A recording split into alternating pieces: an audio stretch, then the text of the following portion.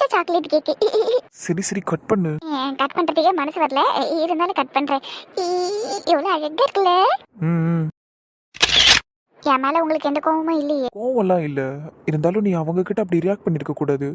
சோபி என் ஃப்ரெண்டுங்கிற உரிமையில தான் நான் அப்படி பேசினேன். சித்ரா எனக்கு தங்கச்சி மாதிரி, காயத்ரி தங்கச்சி எனக்கும் தங்கச்சி தானே, அந்த உரிமையில தான் கோவப்பட்டேன். அதுவும் இல்லாமல் நான் அவன் மேலே கோவப்பட்டிருக்க கூடாது தான். இருந்தாலும் அந்த சோபி பண்ண டென்ஷனு, அதனால தான் அப்படியெல்லாம் நான் சித்ரா கிட்ட நடந்துக்கிட்டேன். அதுக்குன்னே அவள் என்னை பார்த்து அப்படியெல்லாம் சொல்லியிருக்க கூடாதுல்ல. என்னை பார்த்து டம்மி நிலமா சொல்லலாம், தப்பு தானே அது? கரெக்டு தான். சரி இட்ஸ் ஓகே, முடிச்சது முடிஞ்சிருச்சு. இன்னொரு தடவை யாருக்கிட்டையும் இப்படி கோவப்படாத சரியா? இதை மாதிரிலாம் பேசாத இன்னொரு தடவை. உனக்கு யார் மேலே எவ்வளோ உரிமையாக இருந்தாலும் அவங்கள கஷ்டப்படுத்துகிற மாதிரியெல்லாம் நீ பேசக்கூடாது. சரி பேசல, நான் அப்புறமா சித்ரா கிட்ட சாரி கேட்டுக்கிறேன் சரியா? இதான் நல்ல பொண்ணுக்கு அழகு. சரி அப்போ இந்தாங்க கேட்க சாப்பிடுங்கோ.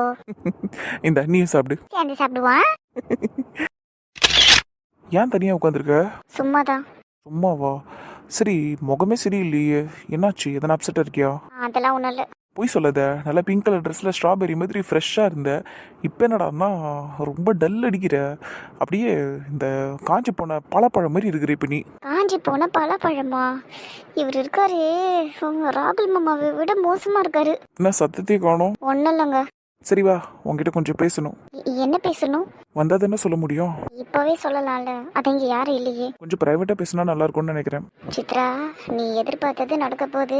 ப்ரொப்போஸ் பண்ணுறதுக்கு தான் கூப்பிடுறாரு, எழுந்து ஓடு. போலாமா? வரேன், ஆனால் மண்டபத்துக்குள்ளே தானே, வெளியே எங்கேயும் இல்லையே. மண்டபத்தோட பேக் சைடு தான். நீ வா, ஏன் இவ்வளோ கேள்வி கேட்குற?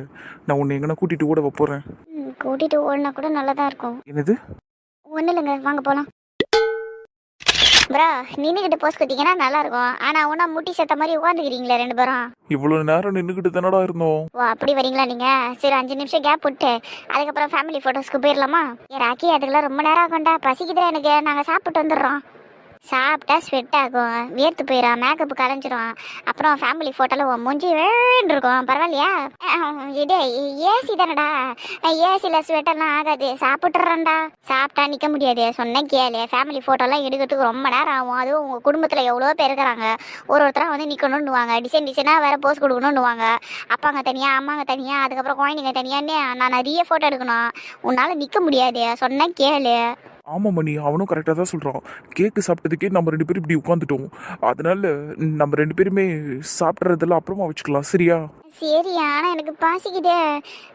யாரையாச்சும் ஜூஸ் எடுத்துகிட்டு வர சொல்லுவோமா? சொல்லலாம். அது பிரியாக்காவும் அர்ச்சனாக்காவும் அங்கே இருக்காங்கல்ல, அவங்க கிட்ட நான் சொல்கிறேன் சரியா? ஆனால் அவங்களே உங்ககிட்ட எடுத்துகிட்டு வந்து கொடுத்தாங்க. ஆனால் நீ அதை அலட்சியப்படுத்திட்ட. இப்போ அவங்ககிட்டே நம்ம திரும்பி கேட்கணும்.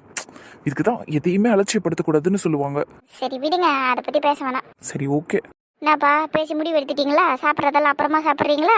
சரிடா ரோக்கி, அப்புறமா சாப்பிட்டுக்கலாம். சூப்பர் மாப்பிள்ளை, நீங்கள் சூப்பர். என்ன பேசணும்னு கூப்பிட்டுட்டு அமைதியாக நிற்கிறாரு. இங்கே பாருங்க குணா, கொஞ்சம் எதுனாலும் சீக்கிரமாக சொல்லுங்கள். யாருன்னா பார்த்தாங்கன்னா தேவையில்லாத பிரச்சனையாயிடும். நம்ம 2 பேரும் பேசினா பிரச்சனை ஆகுமா என்ன? ஆகிறதுக்கு வாய்ப்பு இருக்குல்ல. உங்கள் ஃபேமிலியில் எல்லாருக்கும் என்ன தெரியும். அப்புறம் யார் பிரச்சனை பண்ண போகிறாங்க? எங்கள் அப்பா பண்ணாலும் பண்ணலாம் இல்லையா? எதுக்கு என் பொண்ணு கூட தனியாக நின்று பேசிக்கிட்டு இருக்குன்னு உங்களை பார்த்து கேட்டாலும் கேட்பாரு. என்ன தான் கேட்கணுமா அந்த கேள்வியை? உன்னை கேட்கக்கூடாதா? ஏம்மா அந்த பையன்கிட்ட நின்று தனியாக பேசுகிறேன்னு உங்ககிட்ட எல்லாம் கேட்க மாட்டாரா? கேட்பாரு தான், அதனால தான் பிரச்சனை ஆகிட போகுதுன்னு சொன்னேன். கேட்டால் பதில் சொல்லு. எல்லாத்தையுமே பிரச்சனையெல்லாம் பார்க்காத. நல்லா தான் பேசுகிறீங்க. பேசுகிற ஃபீல்டில் தான் நான் பல வருஷமாக வேலை செஞ்சுக்கிட்டு இருக்கேன். அதுதான் இப்படியெல்லாம். அதனால தான் என்னமோ பேசியே மயக்கிடுறீங்க. என்னது? ஒன்றும் இல்லை. நீங்கள் சொல்ல வந்ததை சொல்லுங்கள். சரி, நான் ரொம்ப நாளாக உங்ககிட்ட சொல்லணும்னு தான் இருந்தேன். இது நான் என்ன சொல்ல போகிறேன்னு உனக்கே நல்லா தெரியும். நான் எதுக்கு உன்னை இங்கே கூப்பிட்டேன்னு உனக்கு நல்லா தெரியும். இருந்தாலும் அதை பற்றி பேசாமல் தாண்டி போக முடியாது. இப்படியே ரொம்ப நாள் இழுத்துக்கிட்டு இருந்தாலும் நல்லா இருக்காது. இதுக்கு ஒரு பேர் வைக்கணும்ல, நம்ம 2 பேருக்குள்ளே இருக்கிற ஒரு ரிலேஷன்ஷிப்புக்கு. வச்சா நல்லா தான் இருக்கும். நீ நம்ம ரிலேஷன்ஷிப்புக்கு பேர் வச்சா என்ன பேர் வைப்ப? சிச்சுவேஷன்ஷிப்னு வைப்பேன். சிச்சுவேஷன்ஷிப்பா? சரி, ஏன் அப்படி சொல்கிற? உங்களை முறை எப்போ நான் பார்த்து பேச ஆரம்பிச்சேனோ அப்போதுலேருந்தே எனக்கு உங்களை பிடிக்கும். அது உங்களுக்கும் நல்லா தெரியும். உங்களுக்கும் என்ன பிடிக்கும். ஆனால் உங்களோட சிச்சுவேஷனை காரணம் காமிச்சு அதை பற்றி நீங்கள் பேசாமல் இருந்திருக்கீங்க. சில நேரத்தில் ஃப்ரெண்ட்ஷிப்பையும் தாண்டி பேசுவீங்க. சில நேரத்தில் நீ எனக்கு ஃப்ரெண்டும் இல்லை ஒன்றும் இல்லைங்கிற மாதிரி பேசுவீங்க. இது எல்லாமே உங்களோட சிச்சுவேஷனை பொறுத்து தான் இருந்திருக்கு. அதனால தான் நான் அப்படி சொன்னேன். கரெக்டாக தான் சொல்கிறேன். என்னால் உன் விஷயத்தில் ஒரு சட்டுன்னு ஒரு முடிவு எடுக்க முடியல. அதனால தான் நான் இவ்வளோ தயங்குறேன். ஒரு பக்கம் என்னோடய ஃபேமிலி, என் அம்மாலாம் இதுக்கு சத்தியமாக ஒத்துக்காது. எதை ஒத்துக்க மாட்டாங்க? இந்த ரிலேஷன்ஷிப்பை தான். ஃபர்ஸ்ட் நம்ம ரிலேஷன்ஷிப் என்னங்கிறத சொல்லிடுங்க, வாயை திறந்து சொல்லுங்க. அதுக்கப்புறமா உங்க அம்மா அதை ஏத்துப்பாங்களா இல்லையாங்கிறத பத்தி பேசலாம். நம்ம ரிலேஷன்ஷிப் டெஃபினெட்லி ஃப்ரெண்ட்ஷிப் இல்லை. நான் உன்னை வெறும் ஃப்ரெண்டாக மட்டும் பார்க்கல, நீயும் என்னை அப்படி பார்க்கலன்னு எனக்கு தெரியும். எல்லாமே உனக்கும் எனக்கும் தெரியும். ஆனால் அதை சொல்கிறதுக்கு தான் தைரியம் இல்லை. சொல்லணுன்னு தான் கூப்பிட்டு வந்தேன். ஆனாலும் டென்ஷன் ஆகுது. இதை பற்றி பேசும்போது மட்டும் என் கான்ஃபிடென்ட்டே போயிடுது, சுத்தமாக போயிடுது. எனக்கு பயம் தான் வருது. எதுக்கு பயப்படணும்? இதனால தைரியமா சொல்லுங்க. தைரியம்லாம் இருந்தால் நான் முன்னாடி சொல்லியிருக்க மாட்டேன்னா. வெறும் ஆயுதமா எனக்கு உண்மையிலேயே சில விஷயங்களெல்லாம் முக்கியமாக பேசணுன்னாலே போயிடுது, ஆஃப் ஆகிடுறேன் நான். டைம் எடுத்துக்கிறீங்களா? நக்கலு. இல்ல இல்ல, உண்மையா தான் கேட்டேன். டைம் எடுத்துக்கோங்க. நான் வேணா போயிட்டு மண்டபத்துல ஒரு ரவுண்ட் அடிச்சுட்டு வந்துடுறேன். அதெல்லாம் ஒன்றும் வேணாம். இங்கே பாரு, நீ சொன்னல என்னை பார்த்ததுமே உனக்கு பிடிச்சி போச்சுன்னு. அந்த மாதிரி தான் எனக்குமே உன்னை பிடிச்சி போச்சு. நான் உங்ககிட்ட ஏற்கனவே சொல்லியிருக்கேன்ல, நான் கருப்பாக இருக்கேன். எங்ககிட்டலாம் கொஞ்சம் நேரத்துக்கு மேலே எந்த பொண்ணு நின்று பேசாது. எதனா பேசணுன்னாலும் அண்ணா அண்ணான்றோம், இல்லைனா எதனா தேவைன்னா பேசுங்க. அதை தாண்டி ஒரு ஃப்ரெண்ட்லியெல்லாம் என்கிட்ட எந்த பொண்ணுமே பேசினதில்லை. நீ மட்டும் தான் என்கிட்ட நல்லா பேசியிருக்க. நான் உன்னை எதனா வெறுப்பேற்றணுன்னா, இல்லை நான் உன்னை எதனா கலாய்ச்சேன்னா, கிண்டல் பண்ணேன்னா, அப்போ மட்டும் தான் நீ கோச்சிக்கிட்டு போயிருக்கிற. ஆனாலும் நான் எப்படா பேசுவேன்னு நீ வெயிட் பண்ணுவேன். அதெல்லாம் எனக்கு தெரியும். இந்த மாதிரி உன்கிட்ட நிறைய ப்ளஸ் இருக்குது. அதெல்லாம் தான் எனக்கு உன்னை ரொம்ப பிடிக்க வச்சுது. ஒரு கட்டத்தில் அந்த பிடிக்கிற விஷயம் தாண்டி போய் சொல்லுங்க. தாண்டி போய் சுவாரஸ்யமே போகுதுடி உன்கிட்ட. புதுசா இருக்கே, டீனெல்லாம் சொல்றீங்க. அது எதை தெரியாமல் சொல்லிட்டேன். அதென்ன பார்த்தேன். சரி, நீங்க மேல சொல்லுங்க. பிடிக்கிற விஷயம் தாண்டி போய் கீழே விழுந்துருச்சு. கீழே விழுந்துருச்சா? சி கீழே விழலை, என் இதயத்தில் விழுந்துருச்சு. உன்னை சம்மந்தப்பட்ட எல்லா விஷயமும் என் இதயத்துக்குள்ளே இருக்குது. அதைத்தான் அப்படி சொன்னேன். ஸ்ட்ராங்காக என் மனசில் நீ இருக்க. சரி, நான் என்ன கதையாக சொல்கிறேன்? அப்படித்தானே சொல்லிக்கிட்டு இருக்கீங்க. அசிங்கப்படுத்துகிற பத்தியா? இங்க பாருங்க குணா, நான் உங்களை விட 5 வயசு சின்ன பொண்ணு. எனக்கு இருக்கிற தைரியம் கூடவா உங்களுக்கு இல்லை? நான் தான் சொல்கிறேன்ல, எதுனாலும் சொல்லுங்க, பார்த்துக்கலான்னு. எனக்குள்ளேயும் என்ன ஃபீலிங்ஸ் இருக்குன்னு உங்களுக்கு நல்லா தெரியும். அப்புறம் எதுக்கு இவ்வளோ தயங்குறீங்க? அது எங்கள் அம்மா வீட்டில். சும்மா சும்மா அதையே சொல்லாதீங்க குணா. உங்கள் அம்மா கிட்டலாம் சொல்லிட்டா என்கிட்ட பேசுனீங்க? இல்லை தான், நான் இந்த மாதிரி வந்து நிற்பேன்னு நான் எதிர்பார்க்கலையே. நான் இதெல்லாம் சீரியஸாக ஆகணும்னு எதிர்பார்க்கல. ஒரு விஷயம் சீரியஸாக போகுதுன்னா குடும்பம் இல்லாமல் இப்படி. கரெக்டு தான், குடும்பத்தை பற்றி யோசிக்கணும், அவங்கக்கிட்ட அதை பற்றியெல்லாம் பேசணும் தான். நீங்கள் உங்கள் வீட்டில் ஒத்துக்க மாட்டாங்க, உங்கள் அம்மா ஒத்துக்க மாட்டாங்கன்னு ரொம்ப ஸ்ட்ராங்காக சொல்கிறீங்க குணா. ஆனால் உங்கள் மனசில் நான் இருக்கங்கிறதையும் நீங்கள் ரொம்ப ஸ்ட்ராங்காக நம்புறீங்கல்ல. அப்போ அது என்னென்னாவது என்கிட்ட சொல்லுங்களேன். அட்லீஸ்ட் நானாச்சும் நிம்மதியாக இருப்பேன். ஐ லவ் யூ டி. உண்மையாக தானே சொல்கிறீங்க? உண்மையாக தான் சொல்கிறேன், மனசார சொல்கிறேன். I love you. I love you too Guna. நான் பிழை, நீ மழலை, எனக்குள் நீ இருந்தால் அது தவறே. ரெண்டு பேரும் சிரிச்சுக்கிறத பார்த்தா குணா மனசுல இருக்கிறதெல்லாம் சொல்லியிருப்பாருன்னு நினைக்கிறேன். நீங்க என்ன நினைக்கிறீங்க கமல்? அதெல்லாம் 100% சொல்லியிருப்போம். அதனாலதான் சிரிக்கிறான் அவன். குணாவும் சித்ராவும் பேசுகிறப்பெல்லாம் என்னமோ அவங்க 2 பேருக்குள்ளே இருக்குன்னு தான் எனக்கு தோணியிருக்கு. ஆனால் இப்போ அது கன்ஃபார்ம் ஆயிடுச்சு. ஆனால் என் தங்கச்சி இத்தனை நாள் மனசில் இருக்கிறத என்கிட்ட சொல்லவே இல்லை. சொல்லியிருந்தா நீ என்ன பண்ணியிருப்ப? குடு குடுன்னு ஓடி போய் உங்கள் நைனா கிட்ட பற்ற வச்சிருப்ப. அப்பப்பா இங்கே பாருங்கப்பா, சித்ரா ஒரு பையனை லவ் பண்ணுறப்ப அப்படின்னு சொல்லியிருப்ப. அப்படின்னு நீ நல்ல பேர் வாங்கணுங்கிறதுக்காக எல்லாரையும் மாட்டி விட்டுருப்ப. டேய், நான் என்ன மணியா லூஸு? நான் அதெல்லாம் சொல்லியிருக்க மாட்டேன்டா. நானுமே தான் உன்னை சின்ன வயசுலேருந்து லவ் பண்ணேன். எங்கள் அப்பா அம்மா கிட்டலாம் சொல்லிட்டா லவ் பண்ணேன், எரும மாடு. நான் சித்ரா என்கிட்ட சொல்லியிருந்தான்னு வையேன், நானும் அந்த விஷயத்தை என் மனசுக்குள்ளே வச்சு சந்தோஷப்பட்டிருப்பேன்டா. ஆமா ராகுல், நானும் என் தங்கச்சி அதை பற்றியெல்லாம் பேசி சிரிச்சிருப்போம். நான் அவளை நிறைய கிண்டல் பண்ணியிருப்பேன். பாரு இப்போ எல்லாமே போச்சு. அவளும் அவள் மனசில் இருக்கிறத சொல்லிட்டு இருப்பா. அதனால தான் அப்படியே வெக்கப்பட்டு நின்றுக்கிட்டு இருக்கா. இப்போ அவளை கிண்டலே பண்ண முடியாதனால. ஏன் பண்ண முடியாது? இப்போதான் நல்லா கிண்டல் பண்ணலாம், அதுவும் இல்லாமல் நல்லா பயமுறுத்தலாம், வீட்டில் மாட்டி விட்டுருவேன்னு. சரியா? அந்த மாதிரிலாம் பண்ணு நீ. நீ யாரு ராகுல்? ராகுல்ன்ட்டு யாருன்னு கேட்குறீங்க? இல்லை, கொஞ்ச நேரத்துக்கு முன்னாடி தான் காயத்ரி வீட்டில் போட்டு கொடுத்துருவோன்னு சொன்னீங்க. இப்போ அப்படி போட்டு கொடுத்துருவேன்னு சொல்லி உன் தங்கச்சியை பயமுறுத்துன்னு நீங்களே சொல்லி கொடுக்குறீங்க. அவன் அப்படித்தானா? நீங்கள் கண்டுக்காதீங்க, கிறுக்க அவன். இருக்கேன் நான் பாடியே. அப்புறம் கமல் ப்ரோ சொல்லு ராகுல், இப்போ அடுத்த கட்ட நடவடிக்கையாக என்ன பண்ணலாம்? வீட்டில் பேசி கல்யாணத்தை முடிச்சிருவோமா?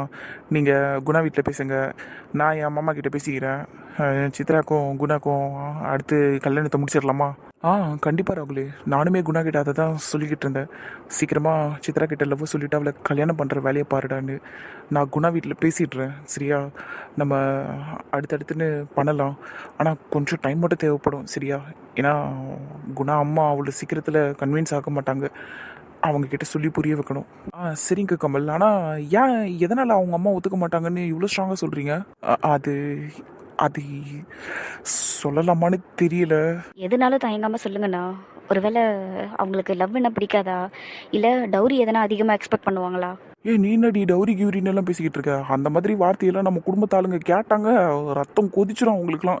இங்கே பாருங்க ப்ரோ, என்ன ரீசனாக வேணாலும் இருக்கலாம். ஆனால் டவுரிங்கிற ரீசனை மட்டும் தூக்கிட்டு வர வேணாம். ஏன்னா எங்கள் வீட்டு பொண்ணுக்கு நாங்கள் எவ்வளோ வேணாலும் போட்டு அனுப்புவோம். அது எங்கள் விருப்பம் சரியா. அது அப்படி தான் நடக்கும். ஏன்னா இந்த விஷயத்தில் எங்கள் குடும்பத்தில் எல்லாருமே ரொம்ப ஸ்ட்ராங்காக இருப்பாங்க. ஐயோ ராகுலே, டவுரியை பற்றிலாம் பிரச்சனையே இல்லை. ஆக்சுவலாக குணா அம்மாவுக்கு லவ் பண்ணுறது சுத்தமாக பிடிக்காது. அவங்க பையனுக்கு அவங்க பார்த்து வைக்கிற பொண்ணு தான் கல்யாணம் பண்ணி வைக்கணுங்கிறது அவங்களோட எண்ணம், அவங்களோட கனவு எல்லாமே அதுதான். அதுவும் இல்லாமல் இன்னொரு பெரிய சிக்கல் இருக்குது. இது பெரும்பாலான பேரண்ட்ஸுக்குள்ளே இருக்கிற பிரச்சனை தான். லவ் பிடிக்காதுன்னுவாங்க, அவங்களே வரன்னு பார்த்து கல்யாணம் பண்ணி வைக்கணும்னு நினைப்பாங்க. அதையும் தாண்டி என்ன சிக்கல் இருக்க போகுது? கேஸ்ட் எதனா பார்ப்பாங்களா? எக்ஸாக்ட்லி அதுதான். அவங்க ஜாதியில தான் அவங்க பையனுக்கு கல்யாணம் பண்ணி கொடுக்கணும்னு ஆசைப்படுறாங்களா? அதேதாம்மா. அப்புறம் எப்படி உங்களால் கன்வின்ஸ் பண்ண முடியும்? கேஸ்ட் ஒருத்தவங்க பார்க்குறாங்கனாலே அவங்க மனசை மாற்றுறதெல்லாம் அவ்வளோ சுலபம் இல்லை ப்ரோ. ஆனால் பெத்த பையனுக்காக அவங்க இறங்கி வருவாங்கன்னு தான் என் மனசுக்கு தோணுது. அது நான் பார்த்துக்கிறேன் சரியா. நீ அதை பற்றி கவலைப்படாத. கவலைப்படாமலாம் இருக்க முடியாது ப்ரோ. இது பெரிய சிக்கலை ஏற்படுத்தணும்னு தான் எனக்கு தோணுது. இதனால தான் குணா லவ் சொல்கிறதுக்கு தயங்கினார் போல இருக்கு. அதே தான். சொல்லாமையே இருந்திருக்கலாம்னு தோணுது எனக்கு இப்போ. அப்படியெல்லாம் சொல்லாதம்மா. ரெண்டு பேரும் லவ் பண்ணுறாங்க. அவங்க ஃபீலிங்ஸ்க்கு மதிப்பு கொடுத்து அவங்கள சேர்த்து வைக்கிறது தானே கரெக்டாக இருக்கும். பிரச்சனையெல்லாம் வரதானே செய்யும், பார்த்துக்கலாம். நீங்களாம் எல்லாருமே லவ் மேரேஜ் தானே பண்ணிக்கிட்டீங்க. உங்களுக்கெல்லாம் எந்த பிரச்சனையுமே வந்தது இல்லையா? வந்திருக்கும் தானே? எல்லா பிரச்சனையும் நாங்களும் ஃபேஸ் பண்ணியிருக்கோம்ண்ணா. ஆனால் அந்த பிரச்சனையோட பின்விளைவாக நிறைய விஷயத்த நாங்கள் இழந்திருக்கோம். அதுதான் உண்மை. அந்த மாதிரி மறுபடியும் நடந்துருமோன்னு தான் பயமாக இருக்குது. எல்லாமே எனக்கும் புரியுதுமா காயத்ரி. ஆனால் இப்போவே ஒரு முடிவுக்கு வந்துட வேணாம். நான் ஃபஸ்ட்டு அம்மா கிட்ட பேசுகிறேன். பேசினதுக்கப்புறம் என்ன சொல்கிறாங்கன்னு பார்ப்போம் சரியா. நான் கன்வின்ஸ் பண்ணுறேன் அவங்கள. கண்டிப்பாக நான் கன்வின்ஸ் பண்ணிவிடுவேன். எனக்கு அந்த நம்பிக்கை இருக்குது. அவனுக்காக கண்டிப்பாக நான் பண்ணுவேன். நீங்கள் ரெண்டு பேரும் இதை பற்றி இப்போ பெருசாக யோசிக்காதீங்க சரியா. எனக்கு கொஞ்சம் டைம் கொடுங்க. நான் பேசிட்டு நான் உங்ககிட்ட சொல்கிறேன். சரிங்க ப்ரோ, டைம் எடுத்து சொல்லுங்கள். எங்கள் குடும்பத்தை பற்றி நல்லா சொல்லுங்கள் ப்ரோ. மதம், இனம், மொழி, ஜாதி, அது இது லொட்டு லொசுக்கு இது எதையும் பார்க்காம மனுஷங்களாக பார்க்குற ஒரே கூட்டம் எங்கள் குடும்பம் தான். இந்த மாதிரி பல கூட்டங்களும் இருக்குது. அதில் நாங்களும் ஒன்று சரியா. ஒரு சூப்பர் டூப்பர் குடும்பம். எங்கள் குடும்பத்தில் வாக்கப்படுற பொண்ணும் பையனும் நல்லா இருப்பாங்க. அதை நீங்கள் அவங்களுக்கு நல்லா சொல்லி அவங்க மண்டையில் ஏற்றுங்கன்னா கண்டிப்பாக ராகுலே. உங்கள் ஃபேமிலியை பற்றி நந்தினி என்கிட்ட அதிகமாக பேசியிருக்கா. ஸோ நான் எல்லாத்தையுமே சொல்லுவேன். Super bro. அப்போ பாசிட்டிவான ரிசல்ட்டை சொல்லிட்டீங்கன்னா அடுத்த முகூர்த்தத்துலேயே கல்யாணத்தை முடிச்சிடலாம். ஏன்னா சித்ராவும் காலேஜ் முடிச்சிட்டா. அடுத்து அவள் ஹையர் ஸ்டடீஸ் பண்ணுறேன்னு தான் சொல்கிறா. ஆனால் அதுக்குள்ளேயே கல்யாணத்தை முடிச்சுட்டு பண்ணால் கூட நல்லா தான் இருக்கும். குணாக்கு அவளை விட ஒரு 5 இயர்ஸ் அதிகம் தானே? ஆமாம். ஏன் அது எதனா பிரச்சனையா? சேச்சா கேட்டேன் ப்ரோ, அவ்வளோதான். வயசெல்லாம் கூட ப்ராப்ளம் இல்லை.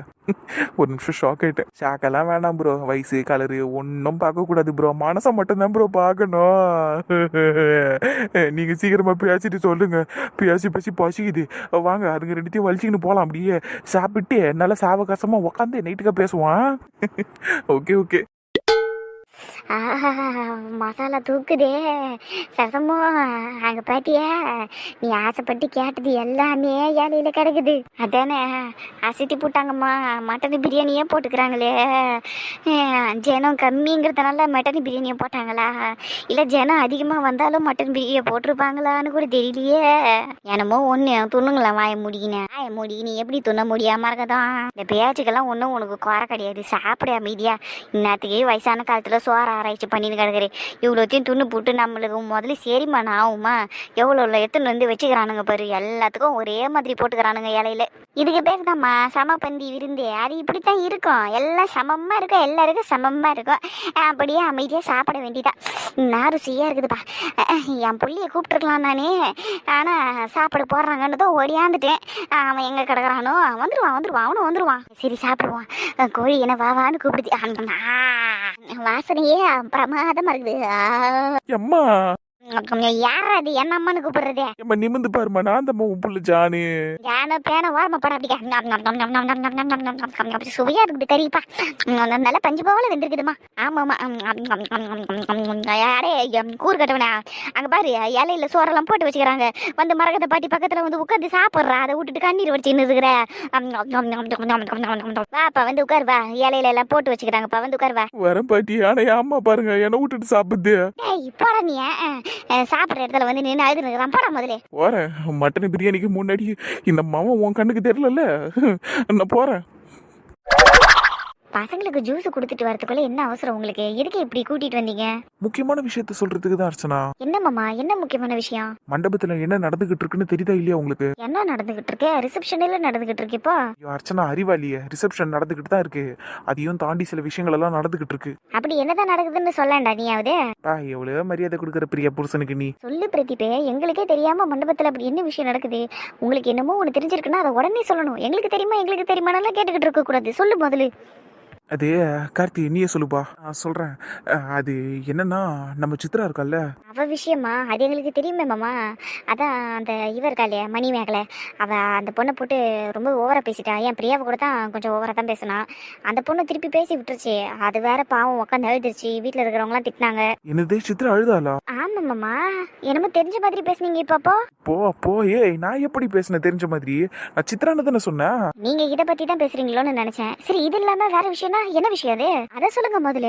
சீக்கிரம் சொல்றா கார்த்தி, அப்புறம் நம்ம சொல்ல வந்த விஷயத்தையும் மறந்துட போறோம். அதுவும் சரிதான். குறுக்கில் பேசாத அர்ச்சனா. சித்ரா இருக்கால, அவ இந்த நந்தினி கூட வேலை செய்யறான் பத்தியா ஒரு பையன், அந்த கருப்பா இருக்கிறானே, அந்த பையன் கூட ரொம்ப க்ளோஸா சுத்திக்கிட்டு இருக்கு. எது, குணா கூடயா? ஆமாமா, குணா கூட தான். க்ளோஸா சுத்துறாங்கன்னா எப்படி நான் சொல்றீங்க? எப்படின்னா, பாக்குறதுக்கு லவ்வர்ஸ் மாதிரி. லவ்வர்ஸ் மாதிரியா? ஆமா அர்ச்சனா, நாங்க கூட பார்த்தோம். ரொம்ப நேரமா வேற நின்று தனியா பேசிட்டு இருந்தாங்க ரெண்டு பேரும். ரொம்ப சிரிச்சு வெக்கப்பட்டெல்லாம் பேசினாங்க. அப்புறம் இன்னொரு விஷயத்தையும் கவனிச்சோம்.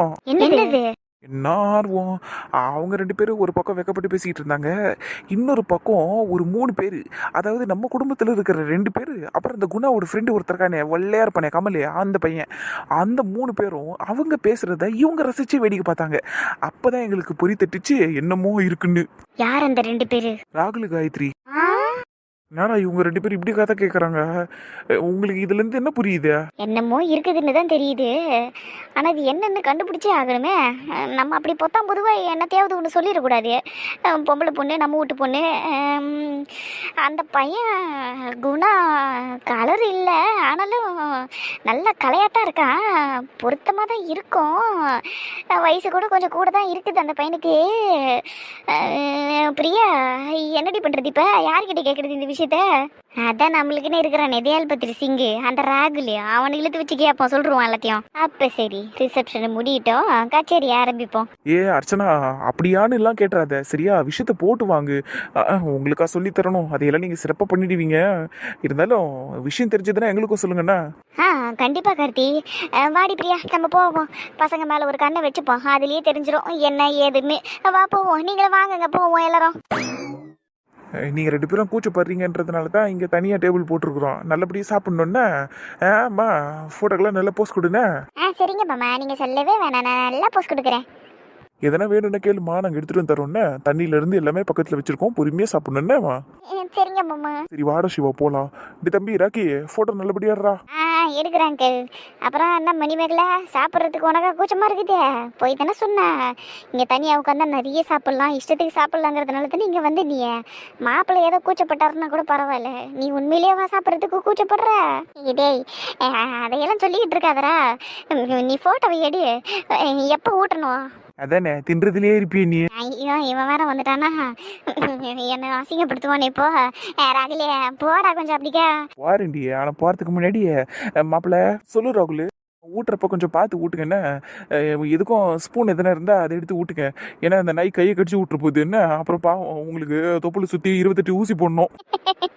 கொலை மாசு ராகுலினி. அஜித்தை தான்டா சொன்னேன். மாப்பிள்ளை ப்ரோ பார்த்துன்னே அதுக்கு ஊட்டுறப்ப பார்த்து ஊட்டுங்க, குவாதிரி கடிச்சு மென்று துண்டுறோம். Thanks for the warning. எவ்வளோ அழகான மாப்பிள்ளையாகிறீங்க, எவ்வளோ போய் சரிங்க மாப்பிள்ளை ஊட்டுங்க அவளுக்கு. நான் போகிற அடியே நான் மொத்தத்தையும் தின்றதுன்னா மாப்பிள்ளைக்கும் ஊட்டணும் நீனு. தெரியும் தெரியும், கிளம்பு. கிளம்புறேண்டிய ஷாப்ப முக்கி. ப்ரோ நீங்க ஒரு வாய் எடுத்து அவளுக்கு ஊட்டுங்க. எடுக்கிறது ரெடியா இருப்போம். மாப்பிள்ள அலற போறாரு. இந்த மாதிரி ஐயோ என்ன இவ்வளோ பெருசா வாயை பொழுது வச்சிருக்க? அதானே சோறு சிந்தாம வாய்க்குள்ள போகும், நீங்க ஊட்டுங்க. டேராக்கி நான் சொன்னல, அது மாப்பிள்ளை கையை கடிச்சு குதிரி அப்படியே வாட்சி வரையும் கடிச்சிரும் பாரு. மாப்பிள்ள தைரியமா ஊட்டுங்க. இந்த மணி மட்டன் பிரியாணி சூப்பரா இருக்குது. பீஸ் வச்சு ஊட்டுங்க. போட்டோ ஷூட் இதே. மணி என்ன பண்றீங்க? பொறுமையா சாப்பிடு. நீ போட்டோ எடு. அடுத்து மணி நீ எடுத்து மாப்பிள்ளைக்கு ஊட்டு. சரி பா, என்ன வேகம். சரி கொஞ்சமா எடுத்து ஊட்டு. ஏ பறக்க வெட்டி, ஏன் மணி மானத்தை வாங்காதிரி, அவருக்கு ஊட்டுறி. மணி அவருக்கு ஊட்டு மணி, மாப்பிள்ள பாவம். ஐயோ இட்ஸ் ஓகே இருக்கட்டும், அவ சாப்பிடட்டும். அவளுக்கு பசிக்குதுன்னு வேற சொல்லிக்கிட்டு இருந்தா. அவ சாப்பிட்டுட்டோம். போஸ் ப்ரோ. ஓசு போனா போட்டும், அவ சாப்பிட்டுட்டோம். இருங்க உங்களுக்கு ஊட்டுறேன்னா.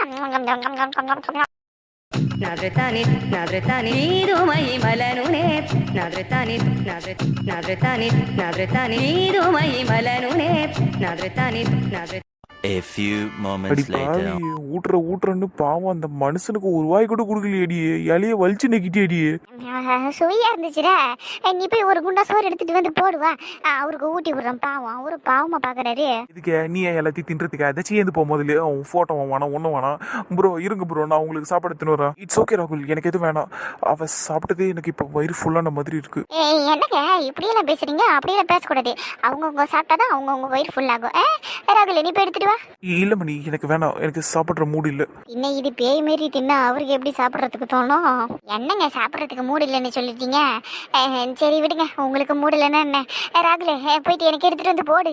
இதே மாதிரி முன்னாடி எப்படி வச்சிருந்தீங்களோ அதே மாதிரி இலையில மறுபடியும் போடுங்க. என்ன மறுபடியும் முதல்ல இருந்து வாலி எத்தனை தூக்கின்னு வந்து அச்சிட போறான். போதும் ஏந்திரி, போயிட்டு கையை கழுவிடி. பசிக்குதுரா எனக்கு. ஐயா யானை ஒன்னா இதையே சொல்லுது. இது இரு எடுத்துன்னு வந்து தொலைகிறேன். ஆனா இப்பயாச்சும் அவருக்கு கொஞ்சம் கொடு. கொடுக்குறேன், கண்டிப்பா கொடுக்குறேன். இல்ல எனக்கு எது வேணாம், நீ பொறுமையா உட்காந்து சாப்பிடு. நான் கொஞ்சம் ரெஸ்ட் ரூம் போயிட்டு வந்துடுறேன். அப்படியா? சரி போயிட்டு வாங்க. இவ சாப்பிட்றத பார்க்க பிடிக்காம தான் அவர் எழுந்து போறேன்னு சொல்றாரு. சரிங்க, என்ன பல்ல கட்டுத்து போயிரு சாணியம் பிடிச்சது. இதெல்லாம் எப்படி தான் இவர் கூட குடும்பம் நடத்த போதோ தெரில.